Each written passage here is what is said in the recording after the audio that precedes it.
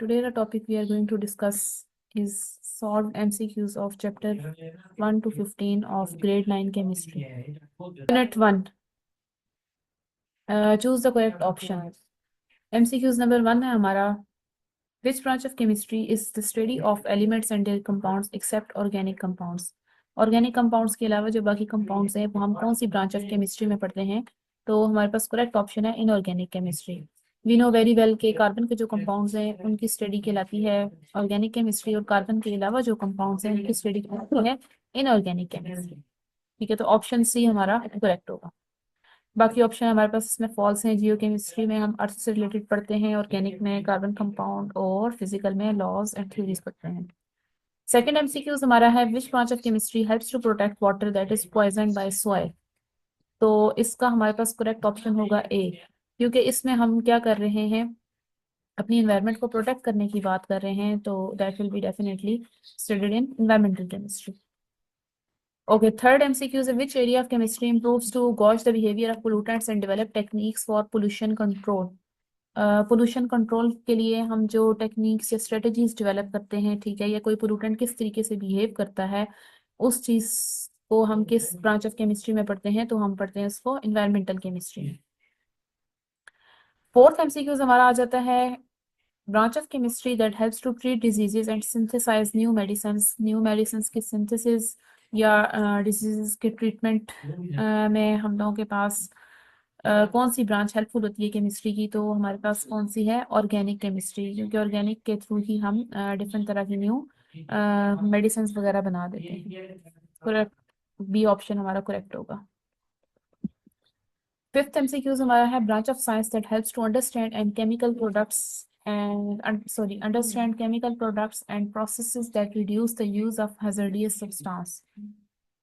तो इसमें हमारे पास करेक्ट ऑप्शन है ग्रीन केमिस्ट्री. ग्रीन केमिस्ट्री कैसे है हमारे पास? ये ऑप्शन ठीक कैसे है? इसमें ये है कि किसी भी हार्मफुल सब्सटेंस के यूज को जब हम मिनिमाइज करते हैं तो उसकी जगह पे हम कोई ऐसा सब्सटेंस लेके आते हैं जो लेस हार्मफुल हो या बिल्कुल भी हार्मफुल ना हो. तो इस चीज को हम पढ़ते हैं ग्रीन केमिस्ट्री में. सिक्स्थ एमसीक्यूज हमारा आ जाता है identify concentration of particular solution through titration is an application of. Titration वगैरह जो है हम लोग कहाँ भी पढ़ते हैं, किसी भी सब्सटेंस की कंसंट्रेशन को फाइंड करने के लिए. तो ये एप्लीकेशन आ जाती है हमारे पास एनालिटिकल केमिस्ट्री की. जितनी भी हम लोग के पास टेक्निक्स वगैरह हैं वो सारी की सारी एनालिटिकल केमिस्ट्री में पढ़ते हैं हम. और करेक्ट ऑप्शन हमारे पास होगा B option. Okay, our seventh MCQs is batteries in our vehicles are built on the principle of electrochemistry. It is the application of. अच्छा, हम लोगों ने देखा था कि फिजिकल केमिस्ट्री में हम लॉज एंड थ्योरीज पढ़ते हैं, तो डेफिनेटली प्रिंसिपल इलेक्ट्रोकेमिस्ट्री की अगर हम बात कर रहे हैं तो ये किसकी एप्लीकेशन होगी? फिजिकल केमिस्ट्री की. D option is correct. Eighth MCQs है branch of chemistry that is concern with large scale production of chemical substances is. हम लोग किसी भी सब्सटेंस को अगर लार्ज स्केल के ऊपर बनाना चाहते हैं, ज़्यादा अमाउंट में बनाना चाहते हैं, जैसे सल्फ्यूरिक एसिड हो गया, हाइड्रोक्लोरिक एसिड हो गया, या कोई भी एसिड बेस, तो उसको हम किस ब्रांच ऑफ केमिस्ट्री में पढ़ेंगे भाई? वो हमारे पास आ जाती है industrial chemistry. Means industrial industries में सिंथेसाइज किया जाता है लार्ज स्केल पर कोई भी केमिकल. नाइन्थ एमसीक्यूज हमारा आ जाता है branch of chemistry that focuses on study of polymers, there types, properties and uses is called. Polymers वगैरह को हम किस में पढ़ते हैं? उनकी प्रॉपर्टीज को, उनकी डिफरेंट कैटेगरीज को, उनकी क्या क्या यूजेस हैं, हमारे क्या क्या एप्लीकेशंस हैं, क्या रोल प्ले करते हैं, तो ये हम लोग पढ़ते हैं पॉलीमर केमिस्ट्री में. ठीक है, बहुत इंपॉर्टेंट ब्रांच है ये केमिस्ट्री की. टेंथ एमसीक्यूज पे आ जाते हैं. टेंथ एमसीक्यूज में है study of interaction between drugs and biological targets as well as development of new medicinal agents. New medicine वगैरह के सिंथेसिस या इस चीज़ को पढ़ना कि हम लोगों के पास कोई भी ड्रग या कोई भी मेडिसिन जाके अपने टारगेट के साथ या जिस ऑर्गन को उसने टारगेट करना है उसके साथ कैसे बाइंड करेगी, कैसे उसको टारगेट करेगी या उसको ट्रीट करेगी. तो ये हम पढ़ते हैं मेडिसिनल केमिस्ट्री में. ऑप्शन बी हमारा करेक्ट है. So that was all about chapter 1 MCQs. Now come towards chapter number 2। Chapter number 2 के एमसीक्यूज में हमारे पास फर्स्ट एमसीक्यूज है जी, anything that has mass and occupy space is called. कोई भी चीज जिसका कोई मास हो, ठीक है, और उससे कोई ना कोई जगह घेरी हुई हो, इसको हम लोग क्या कहते हैं, मैटर। ठीक है, मैटर की डेफिनेशन हम ग्रेड 5 6 7 से पढ़ना शुरू करते हैं, तो ये वही डेफिनेशन उसने यहाँ पे पूछी हुई है। सेकंड एमसीक्यूज है हमारा, following are states of matter. States of matter कौन सी हैं? Gas, liquid and solid. Definitely all of these जो है वो ऑप्शन हमारा करेक्ट होगा, ये तो हमारी कॉमन ऑब्जर्वेशन भी है। थर्ड एमसीक्यूज है, macroscopic properties that can be visualized by. Macroscopic, macro का वर्ड होता है हमारे पास, लार्ज के लिए यूज होता है, ठीक है, मींस के ऐसे प्रॉपर्टीज जिनको हम देख सकते हैं, ठीक है, तो next I is the correct option. Fourth MCQs हमारा है, matter can be describe by both it's. इसमें हमारे पास क्या है, मैटर के हम लोग कैसे डिस्क्राइब करते हैं, फिजिकल प्रॉपर्टीज के थ्रू भी और केमिकल प्रॉपर्टीज के थ्रू भी। So our A option is correct. Okay जी, 5 एमसीक्यूज हमारा आ जाता है, substance form when two or more different dash combine chemically. Chemically जब हम लोग के पास दो या दो से ज्यादा कंबाइन होते हैं तो हम लोगों के पास जो सब्सटेंस बनता है उसको क्या कहा जाता है? तो हमारे पास जो सब्सटेंस बनेगा वो क्या होगा, कंपाउंड। ठीक है, अगर इसी जगह पे हमारे पास होता है substance form when two or more different elements combined physically, तो हम लोगों के पास करेक्ट ऑप्शन होता है मिक्सचर। ठीक है, फिजिकली जब चीजें कंबाइन होती हैं तो हम लोगों के पास न्यू जो बनता है उसको हम कहते हैं mixture. Today the topic of our discussion is MCQs of unit number 3. Our first MCQs is chlorine has two isotopes, both of which have। Chlorine के दो आइसोटोप्स होते हैं, दोनों में क्या है हमारे पास, ए ऑप्शन है सेम मैस नंबर। दोनों का मैस नंबर सेम होता है, तो दोनों का मैस नंबर सेम नहीं होता। हमें पता है दो आइसोटोप्स हैं क्लोरीन के, कौन कौन से, एक क्लोरीन 35 है और दूसरा क्लोरीन 37 है। ठीक है, तो दोनों के एटॉमिक मैसेज डिफरेंट है एक दूसरे से। बी ऑप्शन है सेम नंबर ऑफ न्यूट्रॉन्स, तो हमारे पास दोनों के न्यूट्रॉन्स क्या होते हैं, सेम नहीं होते। ठीक है, क्यों सेम नहीं होते? क्योंकि दोनों का एटॉमिक मैस क्या है, डिफरेंट है। एक का 35 है और दूसरे का क्या है, 37। और दोनों के एटॉमिक नंबर्स को अगर हम देखें तो एटॉमिक नंबर्स दोनों के हैं 17। वी नो वेरी वेल के नंबर ऑफ न्यूट्रॉन्स फाइंड करने का क्या मेथड होता है, atomic mass minus atomic number. तो atomic mass minus atomic number जब हम करते हैं दोनों आइसोटोप्स के लिए, तो दोनों में हमारे पास नंबर ऑफ न्यूट्रॉन्स डिफरेंट आते हैं। सो ये स्टेटमेंट भी हमारी क्या हो जाती है, रॉन्ग। सी ऑप्शन है हमारे पास different number of neutrons, sorry different number of protons. तो दोनों में प्रोटॉन्स क्या होते हैं, डिफरेंट नहीं होते। क्यों नहीं डिफरेंट होते? क्योंकि हमें पता है दोनों का एटॉमिक नंबर 17 है। अगर एटॉमिक नंबर 17 है तो नंबर ऑफ प्रोटॉन्स भी क्या होंगे जी, 17 होंगे। डी ऑप्शन की तरफ आते हैं, सेम नंबर ऑफ इलेक्ट्रॉन्स। तो क्लोरीन के दोनों आइसोटोप्स में हमारे पास नंबर ऑफ इलेक्ट्रॉन्स क्या होंगे, सेम। क्यों सेम होंगे? क्योंकि हमें पता है जितने नंबर ऑफ प्रोटॉन्स होते हैं किसी भी चीज में उतने ही नंबर ऑफ इलेक्ट्रॉन्स होते हैं। तो नंबर ऑफ प्रोटॉन्स अगर दोनों में 17 है, दोनों आइसोटोप्स में, तो नंबर ऑफ इलेक्ट्रॉन्स भी क्या होंगे, 17 होंगे। So D option is correct. So next second MCQs है हमारे पास, number of neutrons in M. एक जर्नल उसने मेटल दिया हुआ है, एटॉमिक मास 27 है, उसका एटॉमिक नंबर 13 है। ठीक है, नंबर ऑफ न्यूट्रॉन्स हमने फाइंड करने हैं। न्यूट्रॉन्स हम कैसे फाइंड करते हैं, 27 माइनस 13 करेंगे। ठीक है, तो हमारे पास आ जाएगा 14। 14 हमारे पास क्या होगा, इसके नंबर ऑफ न्यूट्रॉन्स हो गए। ऑप्शन बी करेक्ट है। थर्ड एमसीक्यू है, which isotope is commonly use to irradiate cancer cells. Cancer cells को खत्म करने के लिए कौन सा आइसोटोप यूज किया जाता है? तो सी ऑप्शन इसमें हमारा करेक्ट होगा, कोबाल्ट 60। ये तो रट्टा एमसीक्यूज है। 4 एमसीक्यूज है जी हमारा, एम शेल है, सब शेल। एम शेल के अंदर कौन कौन से सब शेल होते हैं? तो इसमें हम देख लेते हैं के, एल, एम और एन, ये 4 शेल है हमारे पास। के शेल के अंदर हमारे पास एक सब शेल होता है, 1s। एल शेल के अंदर दो सब शेल होते हैं, 2s, 2p। और एम शेल के अंदर तीन सब शेल्स होते हैं, 3s, 3p और 3d। सो करेक्ट ऑप्शन हमारे पास क्या है जी, सी। अच्छा, फिफ्थ एमसीक्यूज हमारा आ जाता है subshell. A subshell that can accommodate 6 electron, इस 6 इलेक्ट्रॉन्स जो है वो किस सबशेल में होते हैं हमारे पास? तो वो हमारा सबशेल है जी पी जो हमारा सबशेल होता है उसमें हमारे पास 6 इलेक्ट्रॉन्स होते हैं। कैसे 6 इलेक्ट्रॉन्स होते हैं, हमने चैप्टर में ये चीज़ पढ़ी है ग्रेड 9 केमिस्ट्री में कि एस में 2 इलेक्ट्रॉन्स होते हैं, ठीक है। पी 6 इलेक्ट्रॉन्स एकोमोडेट करता है, डी 10, और एफ 14 इलेक्ट्रॉन्स एकोमोडेट कर लेता है। सो ऑप्शन सी हमारा करेक्ट होगा। 6 MCQs पे आते हैं। 6 MCQs है हमारा Na11। 11 इसका अटोमिक नंबर है, इसकी इलेक्ट्रॉनिक कन्फिग्रेशन हमने लिखनी है। इलेक्ट्रॉनिक कन्फिग्रेशन हम ऑफबाउ प्रिंसिपल के अकॉर्डिंग लिखते हैं, ठीक है, जिसमें हमारे सब शेल्स एनर्जी ऑर्डर में अरेंज हुए हुए होते हैं और सब शेल के अंदर जो इलेक्ट्रॉन्स हैं वो फिक्स नंबर जो उनका है, ठीक है, एस में 2, पी में 6, डी में 10 और एफ में 14, 10 इलेक्ट्रॉन्स फिल हुए होते हैं, उसके अकॉर्डिंग फिलिंग होती है। तो इसमें हम देखते हैं कि हमारा ए ऑप्शन जो है उसमें 1s2, 2s2, 3s1 ऑप्शन दी हुई है। तो 2s के बाद हमारे पास यहाँ पे 2p आना चाहिए, जो कि यहाँ पे मिसिंग है, तो ये हमारा ऑप्शन इनकरेक्ट होगा। और बी ऑप्शन की तरफ आते हैं। 1s2, 2s2 और 2p7। इसमें अब पी में 7 नहीं आ सकते, पी में मैक्सिमम 6 आते हैं, ठीक है। 6 से ज़्यादा इलेक्ट्रॉन पी में नहीं हो सकते, तो ये ऑप्शन भी हमारा करेक्ट इनकरेक्ट हो जाता है।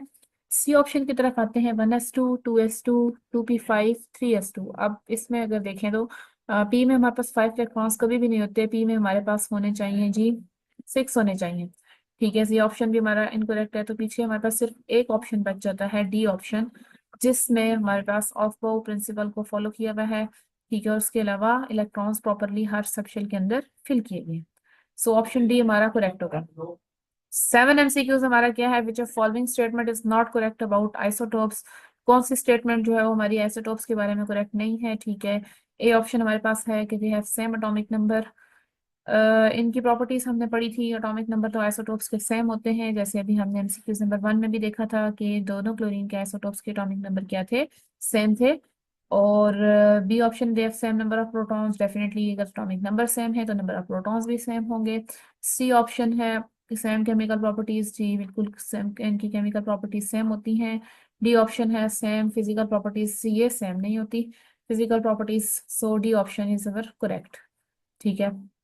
अच्छा, 8 MCQs देखते हैं। Which isotope is used in nuclear reactors. Nuclear reactors को बनाने में कौन से आइसोटोप यूज किया जाता है यूरेनियम का, तो वो है हमारे पास U235। ये तो यूरेनियम वाला टॉपिक में दिया हुआ है। ओके, यूनिट 4 के MCQs को देखते हैं। फर्स्ट MCQs है number of periods in the periodic table. Periodic table के अंदर नंबर ऑफ पीरियड्स कितने हैं, 8 ग्रुप्स है हमारे पास पीरियोडिक टेबल में, ठीक है, और पीरियड हमारे पास कितने हैं जी 7। So B option is correct. Second MCQ है हमारे पास, which of following groups contain alkaline earth metals. Alkaline earth metals कौन से ग्रुप में है, तो ये हमें अच्छी तरह पता है कि ग्रुप 1A के मेटल्स को अल्कली मेटल्स कहा जाता है, ग्रुप 2A के एलिमेंट्स को अल्कलाइन अर्थ मेटल्स कहा जाता है, ठीक है। सी ऑप्शन हमारे पास आ जाता है। 6A ऑक्सीजन फैमिली है और 7A हमारे पास हेलोजन फैमिली है, तो हमारे पास करेक्ट ऑप्शन जो होगा वो डी होगा, ठीक है।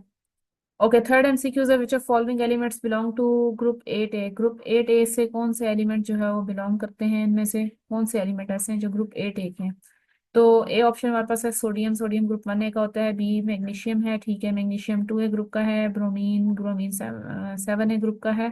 हेलोजन है, और हमारे पास डी ऑप्शन है जीनोन। जीनोन हमारे पास नोबल गैस होती है जो कि ग्रुप 8A में। करेक्ट ऑप्शन होगा डी। फोर्थ MCQ है, main group elements are arranged in. Main group elements को कितने ग्रुप्स में अरेंज किया गया है, ठीक है। इसमें हमारे पास 4 ऑप्शन दिए हुए हैं। ग्रुप्स हमारे पास, ग्रुप्स की तादाद हमने फर्स्ट MCQs में देखा था कि पीरियड 7 है, तो ग्रुप हमारे पास कितने जी 8 ग्रुप्स हैं। करेक्ट ऑप्शन सी होगा। फिफ्थ MCQs को देखते हैं। Period number of aluminium 27, atomic mass दिया हुआ है 13, उसका एटॉमिक नंबर दिया हुआ है। पीरियड नंबर हम कैसे फाइंड करते हैं, एन वैल्यू से, ठीक है। इसकी इलेक्ट्रॉनिक कन्फिग्रेशन हम लिखेंगे 1s2, 2s2, 2p6, 3s2 और 3p1। अब हमारे पास ये 1 2 3 जो डिजिट्स हैं, ठीक है, जो सब शेल के नेम के साथ आ रहे हैं, ये हमें शो कर रहे हैं पीरियड नंबर को। तो हमारे पास valence shell electronic configuration aluminium की आ जाती है 3s2, 3p1। मीन्स कि हमारा वैलेंस शेल कौन सा है, थर्ड। थर्ड वैलेंस शेल है, तो इसका जो ग्रुप सॉरी पीरियड नंबर होगा वो कौन सा होगा, एल्यूमिनियम का थर्ड होगा, ठीक है। सी ऑप्शन करेक्ट है। 6 MCQs है, valence shell electronic configuration of element M atomic number 14 is. एक एलिमेंट एम दिया हुआ है, उसका अटोमिक नंबर दे रहा है 14। उसकी वैलेंस इलेक्ट्रॉनिक कन्फिग्रेशन अगर हम देखें, ऊपर हमने एल्युमिनियम की देखी थी, ठीक है। तो एल्युमिनियम की वैलेंस इलेक्ट्रॉनिक कन्फिग्रेशन हमारे पास क्या थी, 3s2 3p1।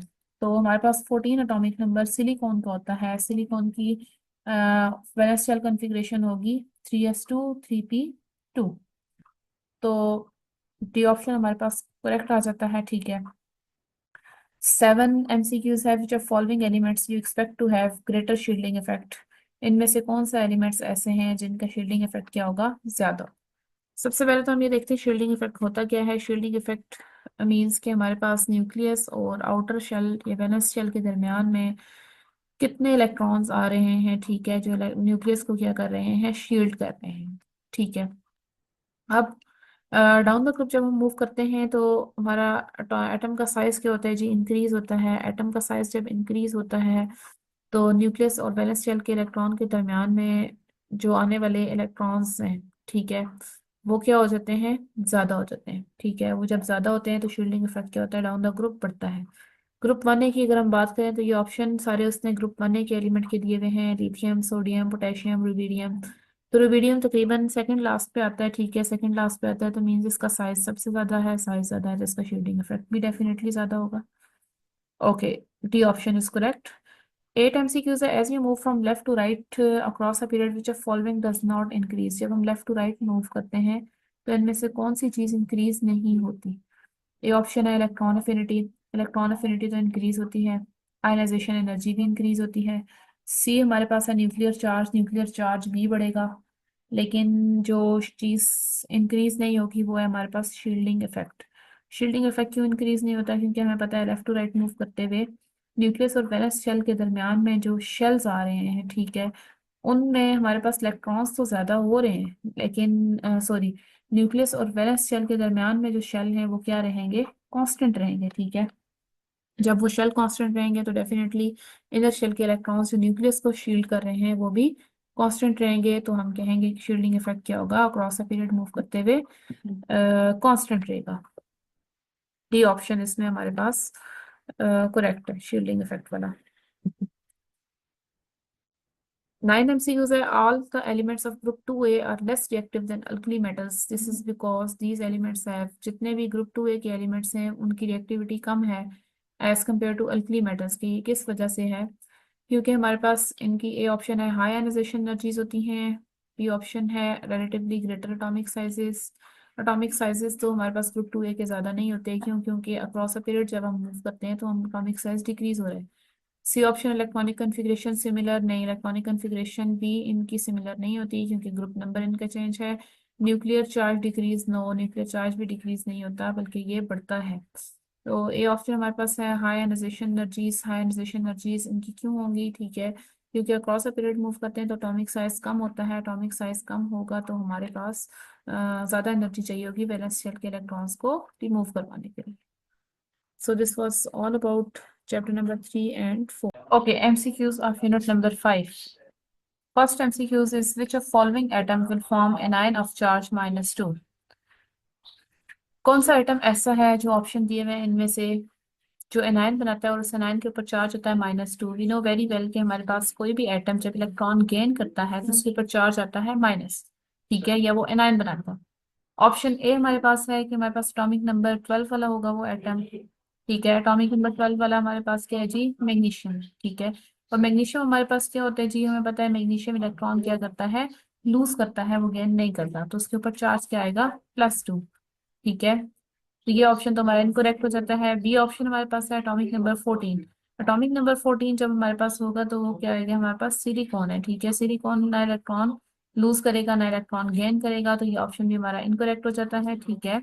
सी ऑप्शन हमारे पास है एटॉमिक नंबर 8 और एटॉमिक मास 8। एटॉमिक नंबर 8 किसका होता है, ऑक्सीजन का। ऑक्सीजन हमारे पास आउटर मोस्ट शेल में इसके पास 6 इलेक्ट्रॉन्स हैं, ठीक है। वो कितने इलेक्ट्रॉन गेन करेगा, वो 2 इलेक्ट्रॉन गेन करता है तो उसके पास 8 इलेक्ट्रॉन्स हो जाते हैं, चार्ज इसके ऊपर आता है -2। So C option is our correct option. B option हमारे पास है जी एटॉमिक नंबर 10। एटॉमिक नंबर 10 किसका होता है, नियोन का होता है, ठीक है। नियोन एक नोबल गैस है, नोबल गैस ना इलेक्ट्रॉन लूज करती है ना गेन करती है। सो डी ऑप्शन भी हमारा इनकरेक्ट हो जाएगा। होप सो ये आपको क्लियर हो गया होगा। सेकंड एमसीक्यूज पे आते हैं, which of following atoms will not form cation और एनायन। कौन सा ऐसा एटम है जो ना केटाइन बनाता है और ना एनायन बनाएगा? ठीक है, A option atomic mass, sorry atomic number 16। Atomic number 16 हमारे पास होता है किसका? सल्फर का। सल्फर हमारे पास हमें पता है 6A ग्रुप का है, 2 इलेक्ट्रॉन्स गेन करता है वो, तो वो हमारे पास एनायन बना देगा। ठीक है, बी ऑप्शन है एटॉमिक नंबर 17। तो एटॉमिक नंबर 17 वाला हमारे पास है क्लोरीन। ठीक है, क्लोरीन भी इलेक्ट्रॉन गेन करता है, तो वो भी एनायन बना देता है। तो ये दोनों ऑप्शन है और बी तो हमारे पास बिल्कुल ही इनकरेक्ट है। सी ऑप्शन को देख लेते हैं। सी ऑप्शन है हमारे पास एटॉमिक नंबर 18। तो 18 एटॉमिक नंबर होता है हमारे पास आर्गोन का। तो आर्गोन हमारे पास क्या है? नोबल गैस, ना वो इलेक्ट्रॉन लूज करती है ना वो गेन करती है, मींस ना केटाइन बनाएगी और ना एनाइन बनाएगी। सो सी ऑप्शन हमारे पास करेक्ट है। और डी ऑप्शन में उसने 19 दिया हुआ एटॉमिक नंबर, जो कि पोटेशियम का होता है, और पोटेशियम जो है वो हमारा मेटल है और वो इलेक्ट्रॉन लूज करता है। सी ऑप्शन इसमें करेक्ट है। Third MCQs is which of following atoms will form cation? कौन सा एटम जो है वो ऐसा है जो केटाइन बनाएगा? ठीक है, ए ऑप्शन है हमारे पास एटॉमिक नंबर 20। तो एटॉमिक नंबर 20 हमारे पास होता है कि कैल्शियम का। कैल्शियम हमारी मेटल है, वो इलेक्ट्रॉन लूज करती है और केटाइन बना देती है। बी ऑप्शन है एटॉमिक नंबर 18। तो 18 एटॉमिक नंबर हमारे पास होता है आर्गॉन का। आर्गॉन हमारी जो है वो नोबल गैस है, जो कि हमारे पास क्या करती है? इलेक्ट्रॉन लूज नहीं कर सकती ना गेन कर सकती है। तो बी ऑप्शन हमारा इनकरेक्ट हो जाता है। सी ऑप्शन है atomic number 17। 17 atomic number chlorine का है। क्लोरीन हमारे पास एनाइन बनाती है। ठीक है, डी ऑप्शन है एटॉमिक नंबर 15। एटॉमिक नंबर 15 हमारे पास होता है जी फॉस्फोरस का, तो ये भी हमारे पास एनाइन बनाता है।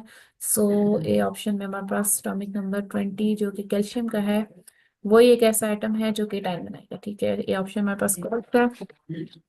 फोर्थ एमसीक्यू उसको देखते हैं। Which of following atoms obey duplet rule? Duplet rule हमारे पास क्या होता है? डुप्लेट रूल ये कहते हैं कि किसी भी एटम के आउटर मोस्ट शेल में जब 2 इलेक्ट्रॉन्स हो जाएंगे तो वो एटम क्या हो जाएगा जी? स्टेबल हो जाएगा। सो हमारे पास हम देखते हैं ऑक्सीजन को, तो ऑक्सीजन जो है वो ऑक्टेट रूल को फुलफिल करता है। ठीक है, हाइड्रोजन के आउटर मोस्ट शेल में एक इलेक्ट्रॉन है। ठीक है, वो दूसरे हाइड्रोजन के साथ जब शेयर करेगा तो दोनों जो है वो डुप्लेट रूल को फॉलो करेंगे। तो करेक्ट ऑप्शन हमारे पास है बी। सी ऑप्शन हमारे पास इनकरेक्ट ऐसे है कि फ्लोरीन दोनों जो है वो एक दूसरे के साथ एक एक इलेक्ट्रॉन शेयर कर लेंगे, तो ऑक्टेट दोनों का कंप्लीट हो जाएगा क्योंकि दोनों के पास ऑलरेडी 7 इलेक्ट्रॉन्स मौजूद है। डी ऑप्शन हमारे पास आ जाता है जी नाइट्रोजन। नाइट्रोजन में ऑलरेडी 5 इलेक्ट्रॉन्स प्रेजेंट है आउटर मोस्ट शेल में, इसको 3 इलेक्ट्रॉन्स चाहिए अपना ऑक्टेट कंप्लीट करने के लिए। तो ये 3 इलेक्ट्रॉन्स क्या करेगा? दूसरे नाइट्रोजन एटम के साथ शेयर करेगा through the formation of triple bond और ऑक्टेट रूल को ओबे करेगा। ठीक है, सो करेक्ट ऑप्शन हमारा आ जाता है बी, क्योंकि हाइड्रोजन ही ऐसा है जो डुप्लेट रूल को फॉलो कर रहा है। फिफ्थ एमसीक्यूज है हमारे पास। Silicon belongs to group 4A। Silicon group 4A का है, इसके कितने इलेक्ट्रॉन्स होंगे वेलेंस शेल में? तो हमें पता है वेलेंस शेल के इलेक्ट्रॉन्स को हम लोग कहाँ से गैस करते हैं? उसके ग्रुप नंबर से गैस करते हैं।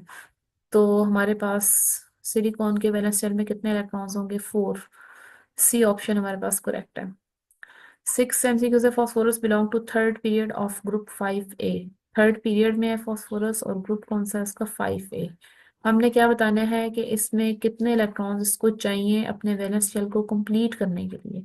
अच्छा, वैलेंस शेल कंप्लीट करने का मतलब ये है कि हमारे पास वैलेंस शेल में या तो 2 इलेक्ट्रॉन्स हों, या डुप्लेट रूल फॉलो हो रहा हो जिसको हम कहते हैं, ठीक है, या ऑक्टेट रूल फॉलो हो रहा हो। आउटर मोस्ट शेल में कितने इलेक्ट्रॉन्स हो? 8। तो अगर फॉस्फोरस 5A ग्रुप का है तो इसके वैलेंस शेल में कितने इलेक्ट्रॉन्स होंगे? 5। इसको कितने इलेक्ट्रॉन्स चाहिए होंगे वैलेंस शेल को कंप्लीट करने के लिए? तो इसको 3 मोर इलेक्ट्रॉन्स चाहिए होंगे अपने वैलेंस शेल को कंप्लीट करने के लिए, ताकि इसके पास 8 इलेक्ट्रॉन्स हो जाएंगे और ये ऑक्टेट रूल को ओबे करें। सो ऑप्शन बी हमारा करेक्ट होगा। Seventh MCQs in the formation of AlF3 aluminum atom loses how many electrons? तो AlF3 की फॉर्मेशन में हम देखते हैं कि AlF3 एक आयनिक कंपाउंड है। ठीक है, आयनिक कंपाउंड में लॉस ऑफ इलेक्ट्रॉन और गेन ऑफ इलेक्ट्रॉन का कॉन्सेप्ट एप्लीकेबल होता है। इसमें हमारे पास फ्लोरीन है। फ्लोरीन क्या करता है? एक इलेक्ट्रॉन, फ्लोरीन ग्रुप 7 एक है तो वो एक इलेक्ट्रॉन गेन करेगा, तो एक फ्लोरीन एटम के ऊपर चार्ज आ जाएगा -1। 3 फ्लोरीन है तो मल्टीप्लाई बाय 3 कर देंगे तो -3 चार्ज होगा फ्लोरीन के ऊपर। ठीक है, अब ओवरऑल चार्ज हमारे पास क्या आना चाहिए? 0। तो ओवरऑल चार्ज जीरो कब आएगा? जब एल्यूमिनियम को हम कौन सा ऑक्सीडेशन स्टेट असाइन करेंगे? +3। ठीक है, +3 इलेक्ट्रॉन मीन्स के 3 इलेक्ट्रॉन एल्यूमिनियम क्या करेगा? लूज करेगा। करेक्ट ऑप्शन होगा सी। Which of following is not true about formation of Na2S? Na2S compound की फॉर्मेशन के बारे में कौन सी स्टेटमेंट ठीक नहीं है? ठीक है, ए ऑप्शन है each sodium atom loses 1 electron. हर सोडियम एटम 1 इलेक्ट्रॉन लूज करता है। ठीक है, ये ऑप्शन तो हमारे पास ठीक है। बी ऑप्शन है सोडियम कैटायन बनाएगा क्योंकि मेटल है। और सी है सल्फर फॉर्म एनायन। डेफिनेटली यानी कंपाउंड में एक अगर हमारे पास मेटल इलेक्ट्रॉन लूज करिए जैसे सोडियम है, तो सल्फर क्या करेगा? गेन करके एनायन बनाएगा। तो ये तीनों ऑप्शन हमारे पास क्या है? करेक्ट। और डी ऑप्शन हमारे पास क्या है? इनकरेक्ट। वो कैसे इनकरेक्ट है? Each sulphur atom gains 1 electron. हर सल्फर एटम 1 इलेक्ट्रॉन गेन करेगा, तो ये स्टेटमेंट इनकरेक्ट है हमारे पास। सल्फर एक ही मौजूद है हमारे पास Na2S कंपाउंड में। तो हमारे पास वो कितने इलेक्ट्रॉन गेन करेगा? 2 इलेक्ट्रॉन गेन करेगा, 1 इलेक्ट्रॉन गेन नहीं करेगा। ठीक है, 9th एमसीक्यूज है हमारे पास। Identify the covalent compound. We know very well के कोवलेंट कंपाउंड में शेयरिंग ऑफ इलेक्ट्रॉन्स होती है। ठीक है, और इस तरह से ऑक्टेट और डुप्लेट रूल क्या करते हैं? वो डुप्लेट रूल या ऑक्टेट रूल को फुलफिल करते हैं। ए बी और डी ऑप्शन जब हम देखते हैं तो ये तीनों हमारे पास क्या है जी? आयनिक कंपाउंड है। इसमें लॉस और गेन ऑफ इलेक्ट्रॉन का कॉन्सेप्ट है। ठीक है, और जो हमारे पास सी ऑप्शन है ना, वाटर H2O, ये एक हमारे पास कोवलेंट कंपाउंड है। कोवलेंट कंपाउंड है और उसमें हमारे पास क्या है? ऑक्सीजन ने इलेक्ट्रॉन्स अपने शेयर किए होते हैं हाइड्रोजन के साथ, और हाइड्रोजन ने ऑक्सीजन के साथ शेयर किए होते हैं। और इस तरह से हमारे पास हाइड्रोजन डुप्लेट रूल को फुलफिल करता है और ऑक्सीजन ऑक्टेट रूल को ओबे करता है। Option C is correct. Water is covalent compound. Unit 6 के एमसीक्यूज। एमसीक्यूज 1 है, what is the formula mass of copper sulphate pentahydrate? CuSO4 dot water. इसमें फॉर्मूला मास कैसे कैलकुलेट करना है? हर एक एटम का एटॉमिक मास लेके उसको ऐड कर देना है, तो हमारे पास क्या आ जाएगा? ओवरऑल फॉर्मूला मास आ जाएगा। ठीक है, जैसे कॉपर का हम देखते हैं, हर एटम के उन्होंने एटॉमिक मासेस दिए हुए हैं, इनको ऐड करेंगे और हमारे पास ओवरऑल फॉर्मूला मास आ जाएगा। तो ओवरऑल फॉर्मूला मास हमारे पास आ जाता है D249.5 atomic mass unit. C option जो कि हमारे पास करेक्ट है। ओके, सेकंड एमसीक्यूज पे आते हैं। Compound with chemical formula Na2CH3। ठीक है, एक कंपाउंड दिया हुआ है, उसका केमिकल फॉर्मूला दिया हुआ है। फॉर्मूला मास कितना है? 106 एटॉमिक मास यूनिट। ठीक है, एटॉमिक मास एलिमेंट एक्स का हमारे पास क्या होगा ये हमने बताना है। ठीक है, एक्स एलिमेंट का एटॉमिक मास हम कैसे फाइंड करेंगे? सोडियम का हमें पता है 23 होता है, 2 सोडियम है तो ×12 प्लस करेंगे। कार्बन का हमारे पास एटॉमिक मास होता है 12 और प्लस साथ हम X3 का प्लस करेंगे इक्वल टू किसके जी? 106 के। ठीक है, 23 × 2 हमारे पास आ जाएगा 46, 46 + 12 58 हो जाएगा। ठीक है, और साथ में X3 प्लस करेंगे इक्वल टू 106। X3 को लेफ्ट साइड पर रहने देते हैं और 58 राइट साइड पे जाके माइनस हो जाएगा 106 में से, और हमारे पास X3 इक्वल टू आ जाएगा 48 के। ठीक है, तो अब हमारे पास 3x3 है, तो हम लोग क्या करेंगे? एक x का हमने कैलकुलेट करना है एटॉमिक मास। एक x का एटॉमिक मास हमारे पास क्या होगा? 48 को 3 से डिवाइड कर देंगे तो हमारे पास एक x का एटॉमिक मास आ जाएगा 16। तो हम कह सकते हैं कि जो x3 है इसमें से एक x का जो मास है एटॉमिक मास वो क्या है? 16। और ये x जो एटम होगा वो हमारे पास होगा फिर ऑक्सीजन। ओके, डी ऑप्शन हमारे पास करेक्ट है। थर्ड एमसीक्यूज है, how many moles of molecules are there in 16 gram of oxygen? 16 gram of oxygen में कितने मोल्स ऑफ मॉलिक्यूल्स होंगे? 1 मोल O2 में हमारे पास होते हैं 32 ग्राम। ठीक है, 32 ग्राम मैस होता है 1 मोल O2, क्योंकि एक ऑक्सीजन एटम का मैस क्या है? 16 है। ठीक है, 16 × 2 क्या होगा? 32 ग्राम। अगर हम इसी ऑक्सीजन एटम के मोल्स को क्या कर देते हैं? हाफ कर देते हैं, 1 मोल से 0.5 मोल्स पे ले आते हैं, 0.5 मोल्स ऑफ O2 हमारे पास किसके इक्वल होगा, 16 ग्राम, क्योंकि जब हमने मोल्स हाफ किए तो हमारी ऑक्सीजन का मैस भी क्या हो जाएगा जी, हाफ हो जाएगा। सो ये ऑप्शन क्या है हमारे पास, करेक्ट है। Okay, fourth MCQ है which what is the mass of 4 moles of hydrogen gas? 4 moles hydrogen gas का mass। अच्छा, 1 मोल हाइड्रोजन गैस का mass होता है हमारे पास, 1 एटम ऑफ हाइड्रोजन का mass होता है 1, ठीक है, मल्टीप्लाई बाय 2, क्योंकि H2 गैस है तो 2 ग्राम हो जाएगा। 4 मोल्स ऑफ हाइड्रोजन गैस की बात करें तो हमारे पास क्या होगा, 4 × 2, जो कि हमारे पास कितना आ जाता है, 8.0 समथिंग ग्राम्स, ठीक है, 8.064 gram. A option is correct. ये एमसीक्यूज बहुत सिंपल है, सिंपल कैलकुलेशंस है इसमें जो कि हमने चैप्टर में देखी हुई है। फिफ्थ एमसीक्यूज है, what is the mass of carbon present in 44 gram of carbon dioxide. 44 gram carbon dioxide में हमारे पास कार्बन का मास कितना है, तो हम देखते हैं कि कार्बन का एटॉमिक मास होता है 12, वो हम पुट करेंगे, ठीक है, प्लस एक ऑक्सीजन 16 होता है, तो 2 oxygen multiply by 2 equal to 44 gram होगा, ठीक है। अब हमने क्या करना है, कार्बन का मास कैलकुलेट करना है, तो वो कैसे करेंगे, कार्बन को हम सेपरेट रख देंगे, ठीक है, 12 इसका मास था तो इसको सेपरेट रखेंगे, 44 माइनस 32 करेंगे तो हमारे पास कार्बन का मास आ जाएगा जो कि 12 ग्राम है। ए ऑप्शन हमारे पास फिफ्थ एमसीक्यूज का करेक्ट होगा। सिक्स एमसीक्यूज है, which term is same for 1 mole of oxygen and 1 mole of water. 1 mole of O2 और 1 मोल ऑफ H2O के लिए कौन सी टर्म सेम होगी। हमें पता है कि O2 भी जो है वो दो एटम से मिलकर बना हुआ है, एटम्स मिलके क्या बनाते हैं, मॉलिक्यूल्स। H2O भी हमारे पास दो तरह के एटम से मिलकर बना हुआ है, that is hydrogen and oxygen atom. तो एटम मिलके क्या बना रहे हैं, मॉलिक्यूल। तो हम कह सकते हैं कि 1 मोल O2 हो या 1 मोल H2O हो, दोनों में क्या चीज सेम होगी, हमारे पास number of molecules. D option हमारे पास क्या है, करेक्ट। सेवन एमसीक्यूज है, if 1 mole of carbon contains X atoms, what is the number of atoms contained in 12 gram of magnesium. अगर 1 मोल कार्बन के अंदर हमारे पास X एटम्स है, 1 मोल कार्बन का मैस हम देखते हैं 12 ग्राम होता है, उसके अंदर उसने बताया हुआ है कि नंबर ऑफ एटम्स कितने हैं, एक्स एटम्स, ठीक है। अब हमने क्या करना है, what is the number of atoms contained in 12 gram of magnesium. हमें पता है कि 1 मोल मैग्नीशियम का मास 24 ग्राम है, ठीक है, 24 ग्राम है तो उसमें एक्स एटम्स होंगे। अगर हम 1 मोल को हाफ कर दें, 1 मोल मैग्नीशियम को हाफ कर दें तो 0.5 मोल ऑफ मैग्नीशियम हो जाएंगे, ठीक है। मोल्स को हाफ करेंगे तो हमारे पास मास क्या हो जाएगा, वो भी हाफ हो जाएगा। 24 से किस पे आ जाएगा जी, 12 ग्राम पे आ जाएगा। 12 ग्राम अगर मैस है हमारे पास, तो मोल्स हमने हाफ किए तो नंबर ऑफ एटम्स भी क्या हो जाएंगे, हाफ हो जाएंगे। तो ऑप्शन बी हमारे पास क्या होगा जी, करेक्ट होगा। Okay, unit 7 MCQs. First MCQs है, in which of the following changes nitrogen atom is reduced. हमें 4 ऑप्शंस दिए हुए हैं, ठीक है, उसमें हमसे पूछा हुआ है कि किसमें नाइट्रोजन एटम रिड्यूस हो रहा है। सबसे पहले तो हम ये देख लेते हैं कि रिडक्शन कहते हैं किसको है। Reduction means gain of electrons, और जब भी इलेक्ट्रॉन गेन होते हैं तो हमारे पास जो ऑक्सीडेशन स्टेट है वो हायर नंबर से लोअर नंबर की तरफ मूव करती है, ठीक है।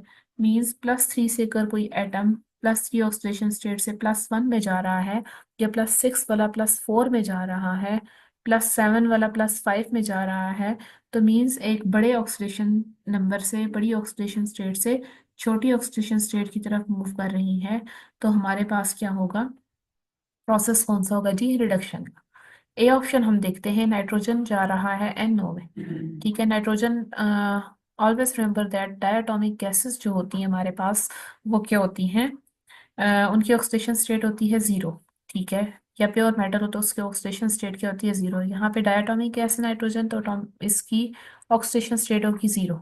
नाइट्रोजन 0 से किस में जा रहा है, 0 से जा रहा है हमारे पास +2 में, क्योंकि ऑक्सीजन ग्रुप 6A का है, तो उसके ऊपर हमारे पास ऑक्सीडेशन स्टेट क्या होगी, -2 ऑक्सीजन की, और नाइट्रोजन की क्या होगी, +2। मतलब छोटे से बड़े नंबर की तरफ जा रहा है तो प्रोसेस क्या होगा, ऑक्सीडेशन। बी ऑप्शन है, नाइट्रोजन 0 से किस में जा रहा है, एक ऑक्सीजन -2 है, ठीक है, दो ऑक्सीजन क्या हो जाएंगे, -4, और नाइट्रोजन के ऊपर चार्ज होगा +4, मीन्स नाइट्रोजन 0 से +4 में जा रहा है तो ऑक्सीडाइज हो रहा है, ठीक है। तो ये दोनों ऑप्शन तो हमारे ठीक नहीं हो सकते। सी ऑप्शन की तरफ आते हैं। नाइट्रोजन जीरो से किस में जाएगा? हाइड्रोजन, एक हाइड्रोजन होता है +1, तीन हाइड्रोजन होते हैं +3, और नाइट्रोजन क्या होगा जी? -3, क्योंकि ओवरऑल हमने क्या करना है, इसको न्यूट्रलाइज करना है। तो नाइट्रोजन जीरो से -3 में जा रहा है, मीन्स बड़ी से छोटे में जा रहा है। प्लस में वैल्यू जो होती है हमारे पास क्या होती है? बड़ी होती है एज कम्पेयर टू माइनस के।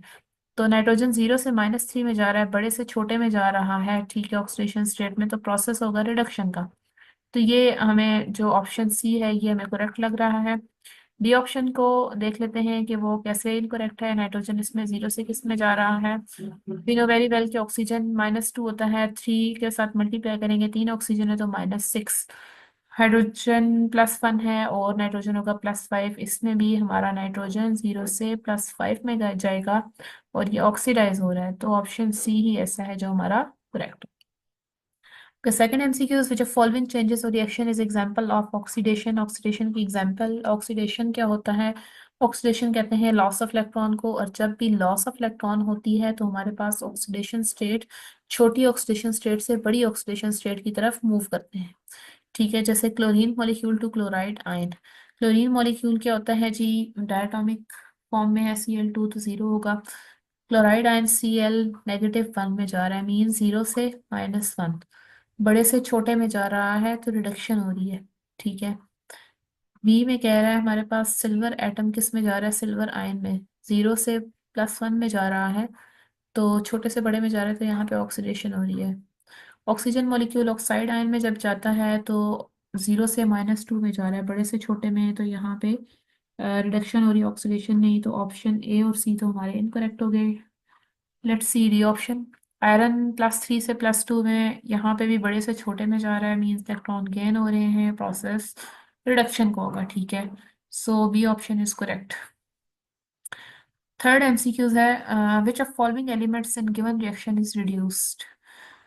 कौन सा एलिमेंट इस रिएक्शन में जो है वो क्या हो गया जी? रिड्यूस हुआ है। Zinc oxide plus hydrogen give rise to zinc plus water.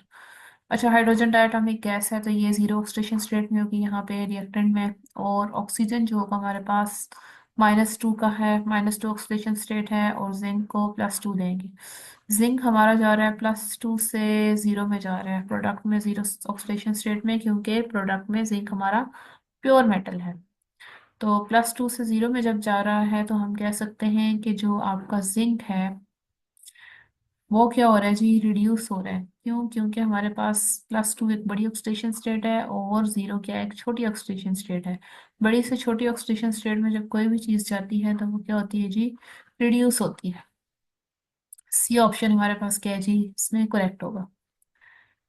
अच्छा, हाइड्रोजन जो है वो हमारे पास क्या है? हाइड्रोजन हमारे पास जीरो से जा रहा है जी +2 में, छोटे से बड़े में जा रहा है, तो हाइड्रोजन तो ऑक्सीडाइज हो रहा है, तो ये ए ऑप्शन हमारा इनकरेक्ट हो जाता है। बी भी इनकरेक्ट है, और डी भी हमारे पास इनकरेक्ट होगा, क्योंकि ऑक्सीजन रिएक्टेंट में भी -2 है, प्रोडक्ट में भी -2 है, कोई उसके ऊपर चेंजिंग नहीं आ रही। C option is the only correct option. Following reaction consider करते हैं। ठीक है, H2S plus Cl2 give rise to HCl plus sulphur. इस रिएक्शन में H2S किस तरह से एक्ट कर रहा है? ए ऑप्शन है रिड्यूसिंग एजेंट, बी है ऑक्सीडाइजिंग एजेंट, सी है कैटालिस्ट, और डी है इलेक्ट्रोलाइट। अच्छा, H2S को हम देखते हैं तो क्लोरीन को सबसे पहले देख लेते हैं कि क्लोरीन ऑक्सीडाइज हो रहा है या रिड्यूस हो रहा है। क्लोरीन डायटोमिक फॉर्म में है तो जीरो ऑक्सीडेशन स्टेट होगी रिएक्टेंट में। प्रोडक्ट में हमारे पास क्या होगा? Cl-1 और हाइड्रोजन +1, मीन्स क्लोरीन जीरो से -1 में जा रहा है, बड़ी से छोटी ऑक्सीडेशन स्टेट में जा रहा है, तो ये क्या हो रहा है जी? रिड्यूस हो रहा है। ठीक है, क्लोरीन रिड्यूस हो रहा है, डेफिनेटली अगर एक रिएक्टेंट रिड्यूस हो रहा है तो दूसरा ऑक्सीडाइज हो रहा होगा। तो H2S जो है वो क्या कर रहा है? क्लोरीन को रिड्यूस कर रहा है। ठीक है, जब क्लोरीन को ये रिड्यूस कर रहा है तो हम कहेंगे H2S क्या है जी? रिड्यूसिंग एजेंट है। ठीक है, A option is correct. Fifth MCQs में आते हैं। Oxidation state of chromium in K2Cr2O7 is. Oxidation state क्या है जी इसमें क्रोमियम की? तो इसमें ऑक्सीडेशन स्टेट फाइंड करने का तरीका ये है कि ऑक्सीडेशन ओवरऑल जो चार्ज है हमारे पास K2Cr2O7 के ऊपर वो है जी जीरो के इक्वल। ठीक है, और एक हमारे पास पोटेशियम ग्रुप 1 एक है, तो इसके ऊपर क्या होगा? ऑक्सीडेशन स्टेट +1 होगी।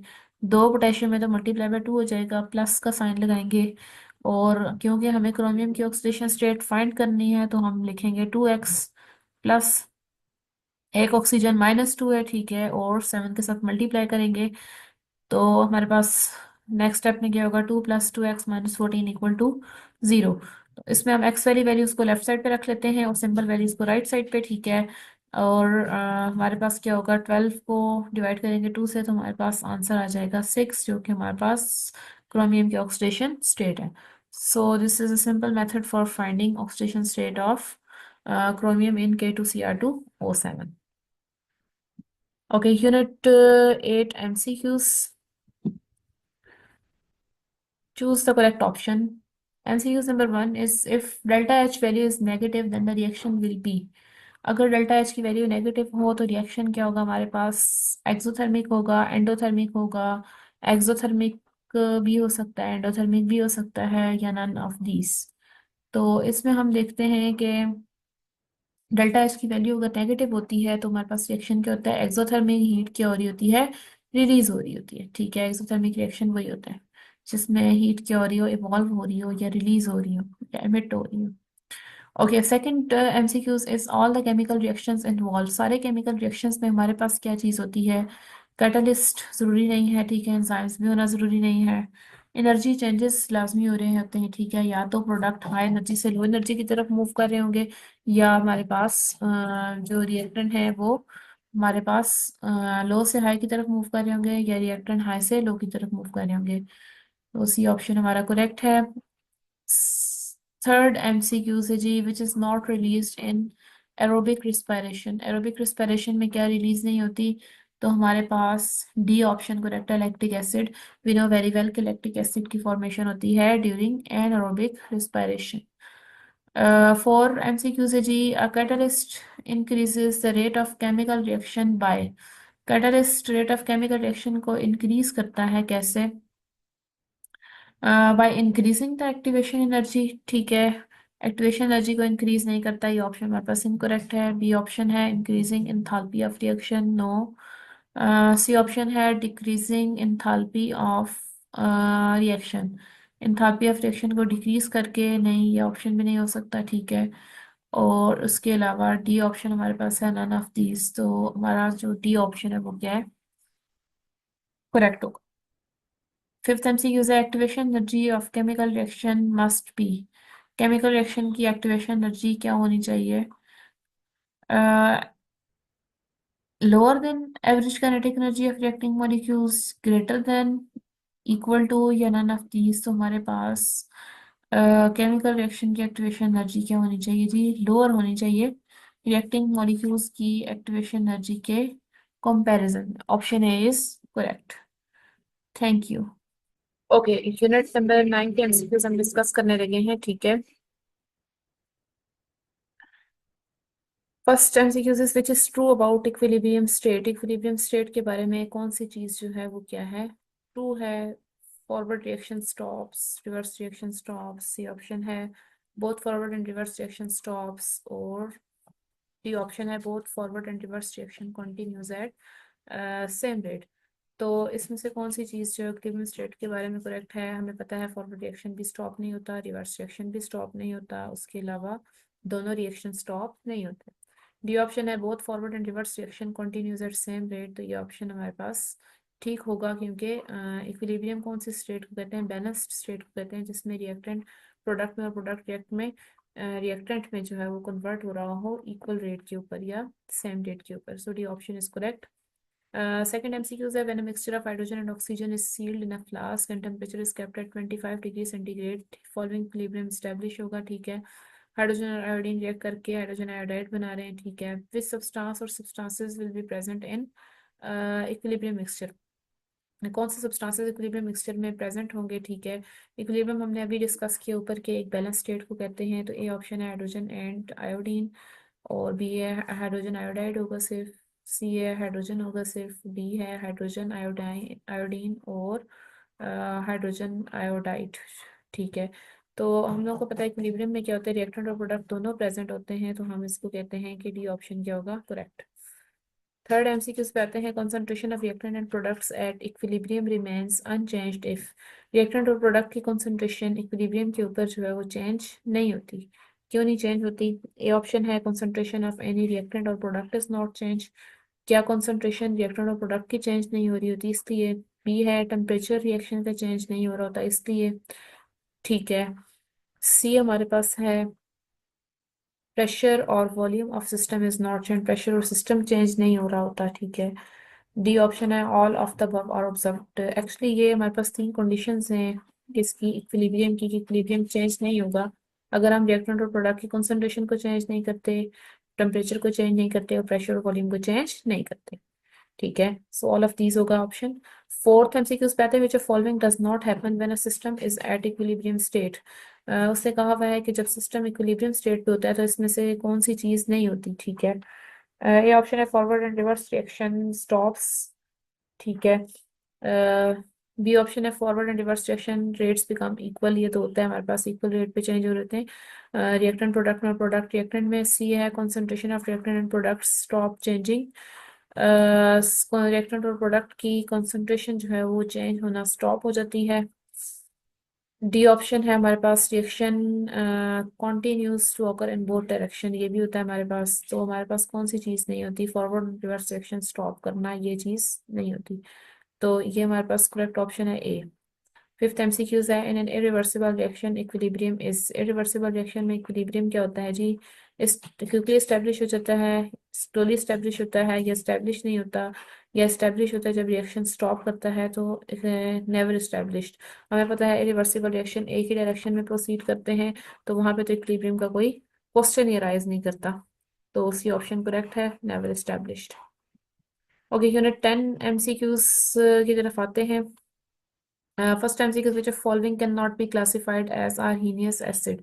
आर्हीनियस एसिड के तौर पे क्लासीफाई हम किसको नहीं कर सकते? तो इसमें हमारे पास फोर ऑप्शन दिए हुए हैं। HNO3, H2CO3, कार्बोनिक एसिड है, कार्बन डाइऑक्साइड है और सल्फ्यूरिक एसिड है। तो इसमें हम कार्बन डाइऑक्साइड को क्लासीफाई नहीं कर सकते आर्हीनियस एसिड के तौर पे। क्यों? क्योंकि हमारे पास आर्हीनियस एसिड की डेफिनेशन क्या है कि ऐसा एसिड जो हमारे पास क्या होता है, प्रोटॉन गिव करे इन वाटर, उसको कहा जाता है अर्हीनियस एसिड।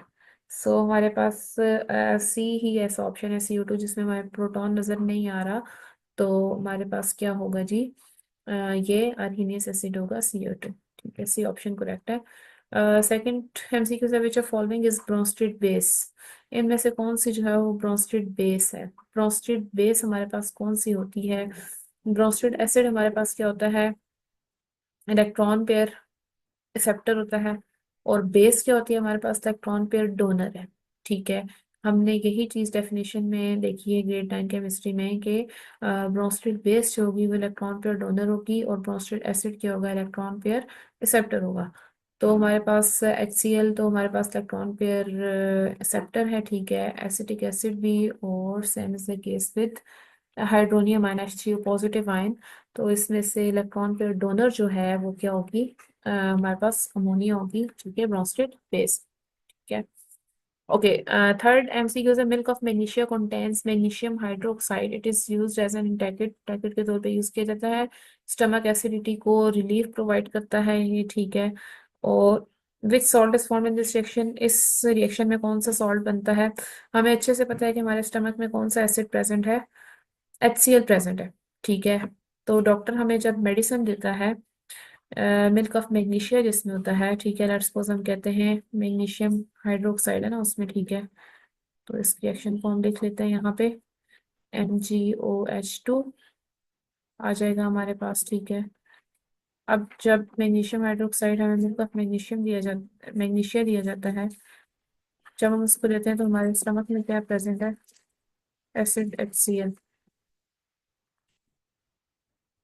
जब इसके साथ मिल्क ऑफ मैग्नीशिया रिएक्ट करेगा तो हमारे पास क्या चीज बनेगी? सॉल्ट बनेगा, जो कि कहलाता है MgCl2। और साथ में क्या बनेगा हमारे पास? वाटर बनेगा।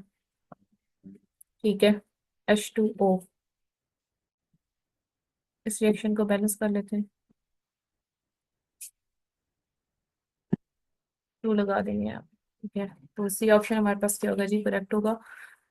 ओके, फोर्थ एमसीक्यूज पे आते हैं। Ammonia is a base because it, ammonia जो है वो बेस क्यों है, क्योंकि हमारे पास ये इजीली प्रोटॉन को एक्सेप्ट कर लेती है। ठीक है, बाकी ऑप्शंस हमारे पास इनकरेक्ट हैं। इनकरेक्ट क्यों हैं, क्योंकि इसमें हम देखते हैं कि ionise in water to give O H negative ion, तो अमोनिया में हम लोगों के पास फॉर्मूला होता है NH3, तो NH3 तो कभी भी जो है वो हमारे पास हाइड्रोक्साइड आयंस दे ही नहीं सकता, तो ये ऑप्शन इनकरेक्ट हो गया। OH ग्रुप भी इसके पास नहीं होता। ठीक है, और इलेक्ट्रॉन पेयर इसके पास, हमारे पास लॉन पेयर इसके ऊपर मौजूद होता है एक। ठीक है, तो लॉन पेयर की मौजूदगी में ये इलेक्ट्रॉन पेयर क्यों क्यों एक्सेप्ट करेगा। तो तीनों पहले जो ऑप्शन है A B C, ये तो इनकरेक्ट हो जाते हैं। प्रोटॉन को ये एक्सेप्ट कर लेता है, और प्रोटॉन को जब अमोनिया हमारा एक्सेप्ट करता है, ठीक है, लेट्स सपोज ऐसे हम लोग देख लेते हैं, वाटर के साथ इसका रिएक्शन करवाते हैं अगर, तो वाटर में से ये प्रोटॉन को एक्सेप्ट करेगा, तो एज अ रिजल्ट किस चीज़ की फॉर्मेशन होगी हमारे पास, फॉर्मेशन होती है हमारे पास NH4 पॉजिटिव की होगी। ठीक है, और साथ में हमारे पास हाइड्रोक्साइड आयंस बनेंगे। Let me take this pencil, साथ में OH नेगेटिव आयंस बन रहे हैं। ठीक है,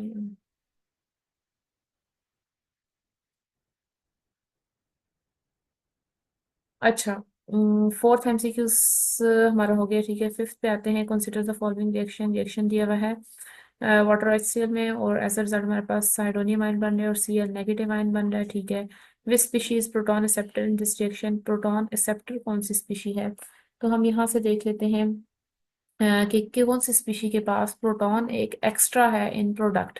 ठीक है, जैसे हमारे पास वाटर है। ठीक है, वाटर को देखते हैं, वाटर किस में चेंज हुआ है जी, हमारा H3O पॉजिटिव में। ठीक है, मींस कि हमारे पास प्रोटॉन, प्रोटॉन जो होता है, प्रोटॉन बेसिकली कहते हैं जी हाइड्रोजन को, प्रोटॉन दूसरा नाम है हाइड्रोजन का। ठीक है, अब डेफिनेटली जिस स्पीशी ने प्रोटॉन एक्सेप्ट किया होगा उसके पास एक प्रोटॉन या एक हाइड्रोजन एक्स्ट्रा होगा। यहाँ पे अगर हम वाटर और H3O का पॉजिटिव का कंपैरिजन करें, तो वाटर में हमारे पास क्या है जी, एक प्रोटॉन एक्स्ट्रा आ रहा है। ठीक है, प्रोडक्ट में वाटर H3O पॉजिटिव में कन्वर्ट हो गया, तो मीन्स इसके पास एक प्रोटॉन एक्स्ट्रा आ रहा है। तो प्रोटॉन एक्सेप्टर कौन हुआ, हमारा वाटर। तो ए ऑप्शन हमारा क्या होगा, करेक्ट। HCl को देख लेते हैं। HCl की जहां तक बात है, तो HCl जो है वो किस में कन्वर्ट हो रहा है जी, Cl नेगेटिव में कन्वर्ट हो रहा है।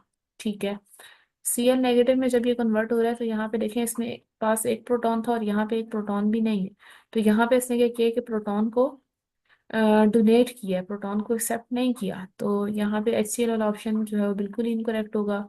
H3O पॉजिटिव भी जो है वो हमारे पास करेक्ट नहीं हो सकता, क्योंकि रिएक्टेंट में वाटर प्रोटॉन एक्सेप्ट करके, यार ऑप्शन ए करेक्ट होगा। ओके, नेक्स्ट स्लाइड पे चलते हैं।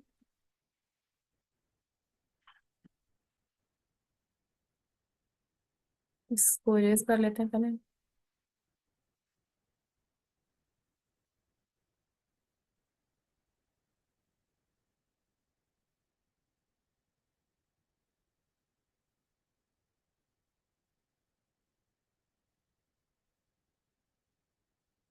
ओके, यूनिट 11 के एमसीक्यूज पे आ जाते हैं हमारे पास। यूनिट 11 के एमसीक्यूज, फर्स्ट है जी हमारे पास, which has highest percentage in air, highest percentage air में किसकी होती है, हमें पता है नाइट्रोजन की होती है। नाइट्रोजन की कितनी परसेंटेज हमारी एयर में मौजूद है, तो ये है जी हमारी 78% है। ठीक है, 78% हमारे पास क्या है जी, नाइट्रोजन है।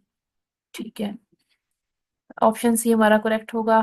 सेकंड एमसीक्यू है, which is responsible for acid rain, acid rain का रिस्पॉन्सिबल जो है वो क्या है हमारे पास, तो इसमें हमारे पास सल्फर के ऑक्साइड्स भी होते हैं और नाइट्रोजन के ऑक्साइड्स भी होते हैं, दोनों फैक्ट्रीज वगैरह से, पावर प्लांट्स वगैरह से रिलीज होते हैं, वाटर वेपर्स के साथ कंबाइन होते हैं, और they come back to earth in the form of acid rain. Option C is correct.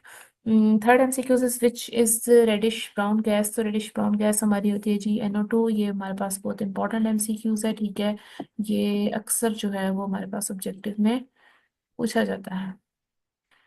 Okay, fourth MCQs है, most air pollution is caused by, ज्यादातर एयर पोल्यूशन किसकी वजह से होती है, ओजोन की वजह से, एसिड रेन की वजह से, कार्बन मोनोऑक्साइड की वजह से, या बर्निंग ऑफ फॉसिल फ्यूल्स की वजह से।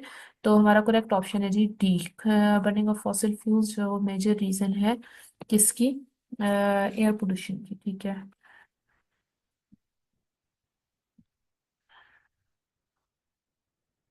नेक्स्ट मूव करते हैं हम। ओके, यूनिट 12 के एमसीक्यूज को हम देख लेते हैं। एमसीक्यूज नंबर 1 है, which of following is not a water borne disease. Water borne disease इनमें से कौन सी नहीं है? तो हमारे पास ने 4 ऑप्शन दिए हुए हैं। हेपेटाइटिस है, टाइफाइड, डायसेंट्री, एनीमिया। तो इनमें से हमारे पास कौन सी डिजीज जो वाटर बॉर्न नहीं है? हेपेटाइटिस भी वाटर बॉर्न है, टाइफाइड, डायसेंट्री वगैरह, ठीक है, ये सारे वाटर बॉर्न है। एनीमिया जो है वो वाटर बॉर्न नहीं है, it is due to deficiency of blood. Second MCQ है, which human activity results in contamination of water bodies. Human activities कौन सी ऐसी है जिसकी वजह से वाटर बॉडीज या जो स्टोर्ड वाटर है वो क्या हो जाता है, कंटेमिनेट हो जाता है या पोल्यूट हो जाता है या उसमें टॉक्सिन्स आ जाते हैं। ये ऑप्शन है livestock waste, pesticide, septic tanks. तो ये सारी की सारी ह्यूमन एक्टिविटीज हैं जिनकी वजह से आपकी वाटर बॉडीज कंटेमिनेट हो जाती हैं। Correct option is D, all of these. Third MCQ है जी हमारा, pH of distilled water. Distilled water की पीएच हमारे पास क्या होगी? 7 होगी, एग्जैक्ट न्यूट्रल होती है, ठीक है, इसमें कोई आयंस वगैरह प्रेजेंट नहीं होते। ये ऑप्शन करेक्ट है। फोर्थ एमसीक्यू है जी, anhydrous copper sulphate is which colour solid. Anhydrous copper sulphate का हमारे पास कलर क्या होता है जी? वाइट कलर होता है। बी ऑप्शन हमारे पास क्या है? Correct. Okay, we are going to discuss unit 13 MCQs. First MCQs of Unit 13 is about condensed structural formula of butane. Butane का condensed structural formula क्या है? ए ऑप्शन में हम लोगों के पास 3 कार्बन एटम्स दिए हुए हैं, ठीक है, बी में 4 कार्बन एटम्स हैं, सी में 5 और डी में 2। We know very well the stem word but stand for 4। So हम लोगों के पास क्या होगा? जो 4 कार्बन एटम्स हैं जिस ऑप्शन में, वो ऑप्शन क्या होगी? करेक्ट। सो हमारा भी ऑप्शन करेक्ट है यहाँ पे। सेकंड एमसीक्यू उसको देख लेते हैं। CH3 CH2 CH3 इस केमिकल फॉर्मूला फॉर प्रोप, जो हम लोगों के पास स्टेम वर्ड है वो स्टैंड करता है 3 कार्बन एटम्स के लिए, ठीक है। तो प्रोपेन हमारा क्या है? Correct option. We know very well के हम लोग के पास ये सेचुरेटेड हाइड्रोकार्बन है, सिंगल बॉन्ड मौजूद है, कार्बन कार्बन सिंगल बॉन्ड है, ठीक है। तो ये इनकी कैटेगरी क्या होगी? Alkanes. Option B is correct. Third MCQs, which compound is not saturated hydrocarbon. ठीक है, तो हम लोग देख लेते हैं कि सैचुरेटेड हाइड्रोकार्बन हमारे पास कौन से होते हैं। सैचुरेटेड हमारे पास कौन से होते हैं जी?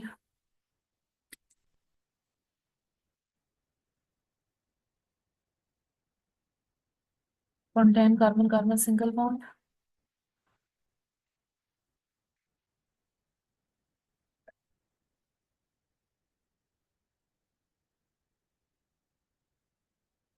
और अनसैचुरेटेड हमारे पास कौन से होंगे जी?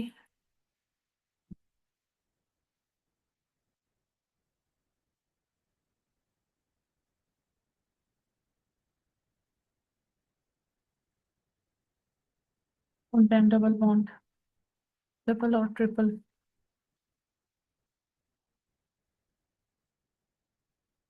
बॉन्ड बिटवीन कार्बन एटम्स, तो हमारे पास सैचुरेटेड हाइड्रोकार्बन इनमें से कौन सा होगा? नॉट सैचुरेटेड हाइड्रोकार्बन जिसमें डबल बॉन्ड मौजूद है, तो सी ऑप्शन हमारा क्या है? सैचुरेटेड हाइड्रोकार्बन नहीं है। बाकी सारे हमारे पास क्या है? सैचुरेटेड हाइड्रोकार्बन है, क्योंकि उनमें carbon carbon single bond present है। Okay, four MCQs. Stem but stand for how many carbon atoms? अभी हमने फर्स्ट एमसीक्यूज में देखा था कि जो स्टेम वर्ड ब्यूट है वो कितने कार्बन एटम्स के लिए होता है? 4 के लिए। तो सी ऑप्शन हमारा क्या है जी? करेक्ट है। फिफ्थ एमसीक्यूज पे आते हैं। Functional group C double bond O is found in. C double bond O जो फंक्शनल ग्रुप है ये किस में मौजूद होता है? तो इसमें हम देखते हैं, फिफ्थ एमसीक्यूज को देखते हैं। फिफ्थ एमसीक्यूज में उसने अल्कोहल्स का बोला हुआ है। अल्कोहल्स में हम लोग के पास फंक्शनल ग्रुप होता है जी OH, ठीक है। कीटोन्स में हमारे पास होता है ये वाला सी डबल बॉन्ड O वाला। कार्बोक्सिलिक एसिड में होता है हमारे पास COOH वाला होता है, और एस्टर्स में COO और R वाला होता है, ठीक है। तो कीटोन्स का फंक्शनल ग्रुप है हमारे पास C double bond O। B option हमारा करेक्ट है जी। सिक्स एमसीक्यूज पे आते हैं। In which of following compounds oxygen is attached to alkyl carbon atom. इनमें से कौन से कंपाउंड ऐसे हैं जिनमें ऑक्सीजन अटैच होती है अल्काइल कार्बन एटम के साथ? तो हमारे पास alkyl carbon atom means R, और आर के साथ डायरेक्टली क्या अटैच होता है, ऑक्सीजन। तो अल्कोहल को देख लेते हैं। अल्कोहल में हम लोगों के पास क्या होता है जी, आर अटैच होता है OH ग्रुप के साथ, ठीक है। और फिनोल्स में हमारे पास क्या होता है जी, फिनोल्स में हमारे पास आ जाता है रिंग आ जाता है, बेंजीन रिंग आ जाता है, ठीक है। इसमें हमारे पास होता है C6H5 और OH, ठीक है, फिनोल होता है। ईथर में हमारे पास क्या है, ईथर में हमारे पास जो अल्काइल ग्रुप है वो अटैच है ऑक्सीजन के साथ, और वो ऑक्सीजन अगेन अटैच होती है अल्काइल ग्रुप के साथ, ठीक है।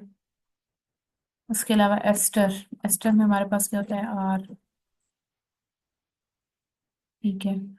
इसमें हमारे पास अल्काइल ग्रुप जो है वो डायरेक्टली ऑक्सीजन के साथ अटैच है, किसमें केस में, फिनोल्स के केस में, सॉरी ईथर्स के केस में। तो हमारे पास सी ऑप्शन करेक्ट होगा, ठीक है।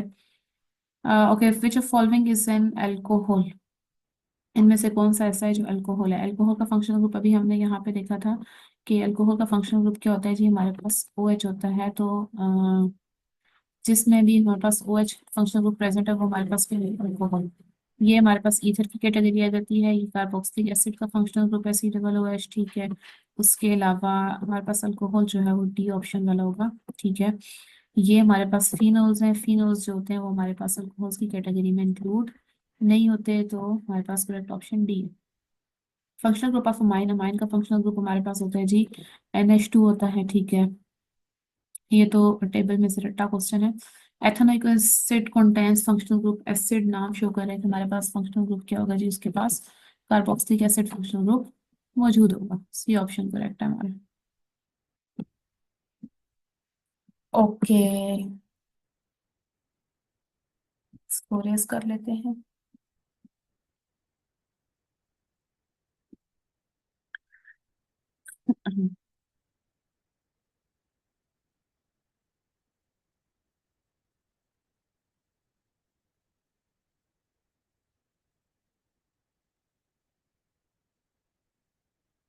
Unit 14 MCQs।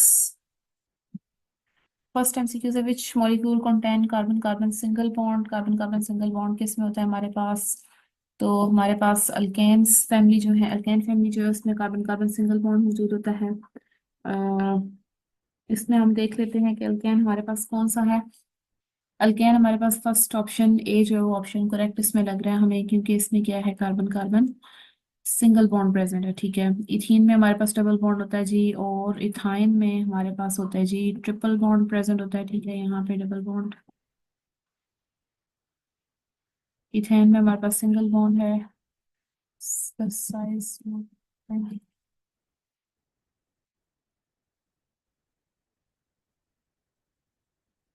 इथाइन में हमारे पास होता है जी ट्रिपल बॉन्ड, ठीक है। 3 लाइंस होती हैं इस तरह से। और मेथनॉल भी हमारे पास क्या है, इसमें हमारे पास क्या होता है जी, OH ग्रुप प्रेजेंट होता है, ठीक है। तो ए ऑप्शन हमारा क्या है, करेक्ट। सेकेंड MCQ से which product is obtained when chloromethane is reduced, chloromethane को जब रिड्यूस करते हैं हम, क्लोरोमीथेन बेसिकली क्या है, CH3Cl, ठीक है। रिड्यूस करने का मतलब ये है कि इसमें हम हाइड्रोजन ऐड कर देते हैं।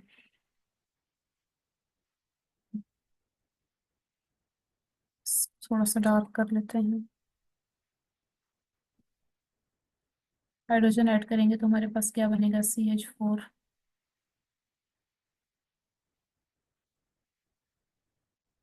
+ HCl।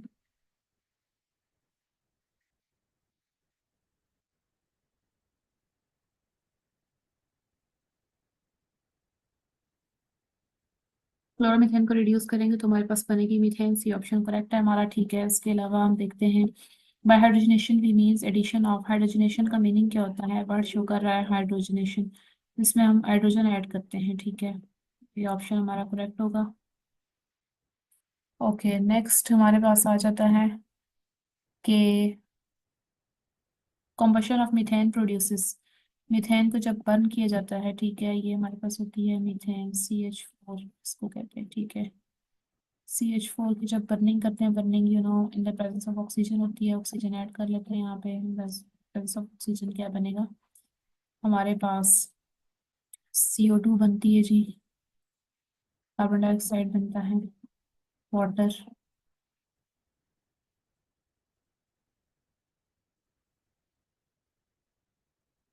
और साथ में हीट रिलीज होती है, लार्ज अमाउंट में हीट रिलीज होती है इस रिएक्शन में, हाईली एक्सोथर्मिक रिएक्शन है। So all of these option जो है हमारे पास करेक्ट है, D option.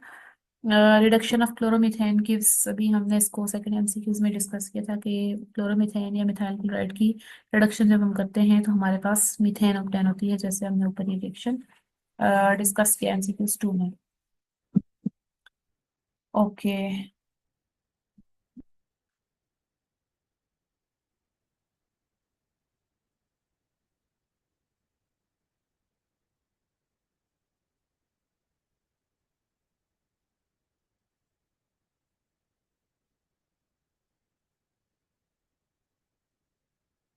Unit 15 MCQs.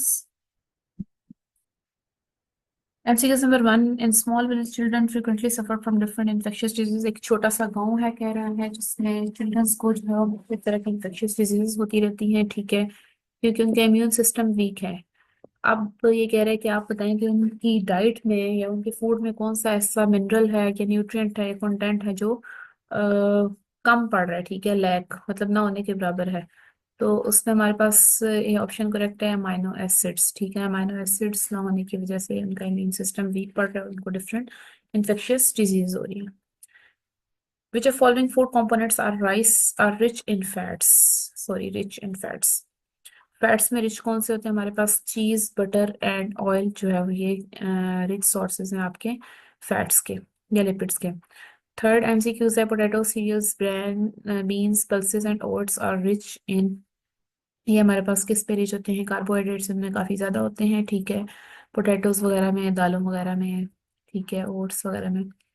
Okay, fourth MCQ है, विच what is bond between amino acid called? Amino acid के दरमियान में जो बॉन्ड होता है उसको हम कहते हैं पेप्टाइड बॉन्ड कहते हैं, सी ऑप्शन करेक्ट है।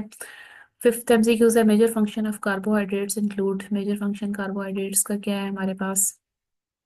स्ट्रक्चरल फ्रेमवर्क बनाता है हमारी बॉडी का, ठीक है, बुनियादी ढांचा। सिक्स एमसीक्यूज है, which of following disorder is not caused by deficiency of protein? कौन सा डिसऑर्डर ऐसा है जो प्रोटीन की डेफिशिएंसी की वजह से नहीं होता? तो कॉन्स्टिपेशन एक ऐसा डिसऑर्डर है जो प्रोटीन की डेफिशिएंसी की वजह से नहीं होता। बाकी प्रोटीन की डेफिशिएंसी की वजह से हो सकते हैं, वेट लॉस भी हो सकता है, मसल फटीग भी हो सकता है, और उसके अलावा मसल स्ट्रेंथ में लॉस भी आ सकता है। सेवन एमसीक्यू से, food containing starch and carbohydrates are important because. ऐसा फूड जिसमें स्टार्च और कार्बोहाइड्रेट वो इम्पोर्टेंट होता है, क्यों? क्योंकि हमारे पास they make your bone strong, they stop you from getting overweight, they are easy to cook, no they give you energy, हमें क्या करता है, एनर्जी प्रोवाइड करता है, इसलिए ये इम्पोर्टेंट होता है। एमसीक्यूज हमारा है, meat, fish and other alternatives provide the following important nutrients. Meat, fish और बाकी अल्टरनेटिव्स प्रोवाइड करते हैं हमें कौन से न्यूट्रिएंट्स? इसमें ऑप्शन बी हमारा करेक्ट है, प्रोटीन प्रोवाइड करते हैं, प्रोटीन का रिच सोर्स होते हैं ये मीट वगैरह जितने भी होते हैं। नाइन एमसीक्यूज है, which nutrient builds, maintains and repairs body tissues and cells? कौन सा न्यूट्रिएंट ऐसा है जो हमारे बॉडी सेल्स और टिश्यूज को बनाएगा, उनको मेंटेन रखेगा और हमारी बॉडी के वॉर्न आउट पार्ट्स को क्या करेगा, रिपेयर करेगा, ये रिकवर करेगा? इसमें प्रोटीन जो है वो हमारा करेक्ट ऑप्शन है, ठीक है। 10 एमसीक्यूज है, मरीम के डॉक्टर ने उसको बोला है कि उसमें ब्लड की कमी है और उसको अनीमिया है, तो कौन सा न्यूट्रिएंट ऐसा है जो मरीम की डाइट में लैक होगा? तो वो कौन सा है जी? प्रोटीन जो है वो मरीम की डाइट में कम है जिसकी वजह से उनको अनीमिया होगा। Thank you, this was all about MCQs of grade 9 chemistry chapter 1 to 15।